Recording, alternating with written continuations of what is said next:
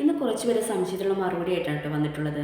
അതായത് ക്ലിനിക്സിൽ വരുന്നതിൽ ഒരു 1% ആളുകളെങ്കിലും പറയുന്നത് കേട്ടിട്ടുണ്ട്, ഇപ്പോൾ കണ്ണട വെച്ച് കഴിഞ്ഞാൽ ജീവിതകാലം മുഴുവനും ആ കണ്ണട വെക്കേണ്ടതായിട്ട് വരും. കേട്ടിട്ടില്ലേ? ഷുഗർ ഉള്ളവർ അല്ലെങ്കിൽ ഏതെങ്കിലും അസുഖത്തിന് മരുന്നെടുക്കുന്നവരായാലും, അയ്യോ ഇപ്പോൾ ഈ മരുന്ന് സ്റ്റാർട്ട് ചെയ്ത് കഴിഞ്ഞാൽ പിന്നെ അത് ജീവിതകാലം മുഴുവനും ആ മരുന്ന് കഴിക്കേണ്ടതായിട്ട് വരും. ഇതുപോലെ ഒരു തെറ്റായ ധാരണയാണ് കണ്ണടയുടെ കാര്യത്തിലും.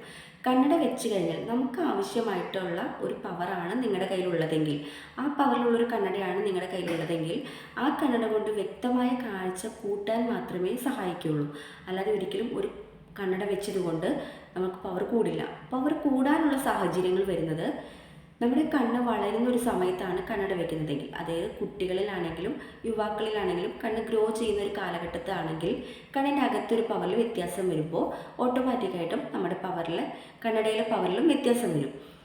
പിന്നെ വരുന്നൊരു പവർ ചേഞ്ച് വരാനുള്ള സാഹചര്യം വരുന്നത് എന്തെങ്കിലും തരത്തിലുള്ള ആരോഗ്യ പ്രശ്നങ്ങൾ കൊണ്ടോ നമുക്ക് പവർ കൂടാനും കുറയാനും ഉള്ള സാഹചര്യമുണ്ട്.